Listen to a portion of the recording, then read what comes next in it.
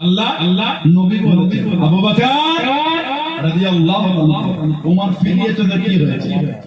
ইয়াগফিরুল্লাহু লাকা ইয়া আবু বকর রাদিয়াল্লাহু সাল্লাল্লাহু আল্লাহ নবী তিনবার বললেন যাও তোমাকে ওমর ফিরিয়ে চলে কি হয়েছে রাদিয়াল্লাহু আমি নবী বলতে আল্লাহ তোমাকে maaf করবে নবী পাক তিনবার সিদ্দিক আকবর নবী পাক দরবারে বসে আল্লাহ নবী সামনে বসে এত ভালো নবী পাশে আবু বকর সিদ্দিক রাদিয়াল্লাহু আনহু হযরত ওমর উনিও তো সাহাবী কিছুক্ষণ পরে ওনার মনটা নরম হয়ে গেছে মাপ চাইতে ফিরিয়ে দিলাম সুবহানাল্লাহ বললেন মাপ চাইতে এলো ফিরিয়ে দিলাম এটা তো নবীর সাহাবী ওনার মনটা নরম হয়ে গেছে হযরত আবু বকর সিদ্দিক রাদিয়াল্লাহু আনহু ওনার বাড়িতে উনার ফাতা মনজিল আবু বকর রাদিয়াল্লাহু আনহু ফাসালা আসাম্মা আবু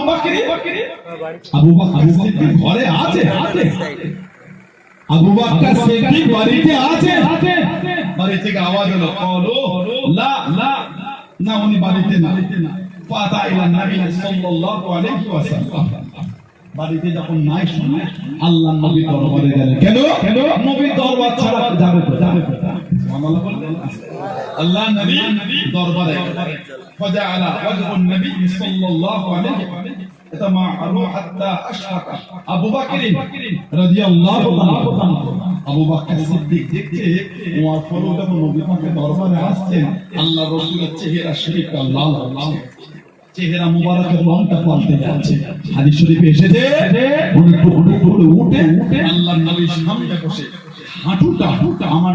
নবীর কাছে মিলিয়ে ওনার হাতটাতে নবীর হাঁটুতে হাত বোলাচ্ছে সুবহানাল্লাহ আর বলছেন হুজুর দোষটা ওনার নয় দোষটা আমার দোষটা ওনার নয় দোষটা ফাকালা ইয়া রাসূলুল্লাহ সাল্লাল্লাহু আলাইহি আল্লাহ হুজুর আল্লাহর কসম করে বলছি আনা কুনতু আযলামু মাররাতাইন ওয়াল্লাহি হুজুর আল্লাহর কসম করে হুজুর অন্যায়টা আমার মাররাতাইন দুবার হুজুর ওনার নয় দোষটা আমার কেন আমার নবীর চেহারা মুবারকটা চেঞ্জ হয়ে যাচ্ছে লাল হয়ে যাচ্ছে নবী পাকের হাতে হাত বুলাচ্ছে না বলতে হুজুর দোষটা ওনার নয় দোষটা আমার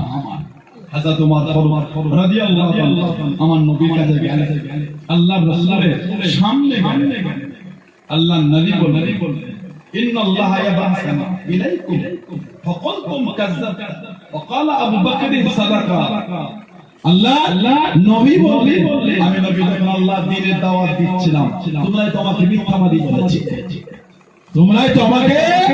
মিথ্যাবাদী বলেছিল আবু বকর আমি নবী আমাকে সত্যবাদী বলেছিল সেদিন আমার আবু বকরের মাল এবং জান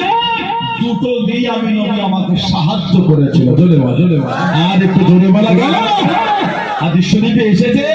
এই হাদিস শরীফের বয়ান তারা সুন্নাত নূরের জামাল শরীফ থেকে বার হবার পরে যতদিন আবু বকর সিদ্দিক হায়াতে ছিলেন সাহাবাদের মধ্যে কেউ ওনাকে দুঃখ দেয় কেন সাহাবারা জেনে গিয়েছিলেন ওনাকে দুঃখ দিলে আল্লাহর রাসূল স্বয়ং তিনি নিজে কষ্ট পায় জোরে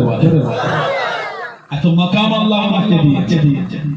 হযরত আবু বকর রাদিয়াল্লাহু আনহু দিনের জন্য খেদমত আল্লাহু আকবার দিনের জন্য যে যে খেদমত দিয়েছে আমাদের নবী জীবনের শেষ যুদ্ধে গিয়েছে তাবুক নবম হিজরি এরপরে নবী পাক কোনো যুদ্ধ করে আল্লাহ নবী জীবনে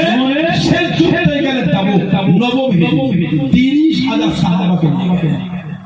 আমি পাক সাহাবাদের থেকে চাইছে বাবা কে কি দিচ্ছ দাও আমি নবী আমাকে আল্লাহর দ্বীনের জন্য ওমর ফারুক রাদিয়াল্লাহু আনহু ঘরে চলে মারিতে যা মাল ছিল অর্ধেকটা মাল কয়েকটা উটের পিঠে ভর্তি করে আল্লাহর নবীর সামনে আল্লাহর নবীকে সালাম দিলেন আসসালামু আলাইকুম ইয়া রাসূলুল্লাহ আল্লাহ নবী সালামে জবাব করে দিলেন আল্লাহ নবী উত্তর করে দিলেন আল্লাহ নবীর কদমে মালটাকে রেখে দিলেন আল্লাহ নবী সালামে জবাব দিলেন আল্লাহ নবী জানিয়ে দিলেন আল্লাহ নবী জানিয়ে দিলেন ও রাদিয়াল্লাহু তাআলা কত মান দিলেন কত মান দিয়ে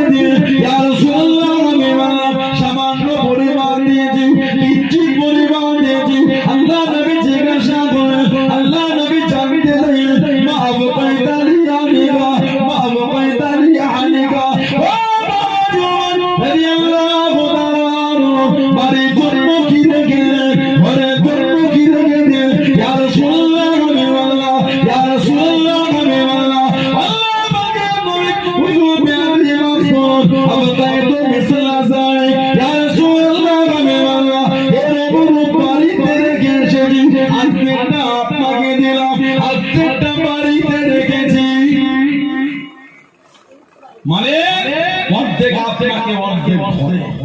নবীর পাশে দাঁড়িয়ে উনি বড়টা খুশি আজকে আমার কাছে আবু বকর সিদ্দিক এসেছে আজকে আমার কাছে আবু বকর সিদ্দিক সিদ্দিক আকবর ঘরে চলে কিতাব এসেছে বাড়ি অতিরিক্ত পরনের জামা এই মধ্যে দিয়েছে ওহ বলুন সুবহানাল্লাহ ব্যবহারে অতিরিক্ত জামা ওটাও বাড়ির মধ্যে চটে দাঁতের জামা পরে আসছে দাঁত দিয়ে সুবহানাল্লাহ বলে আর একটু জোরে বলা গেল না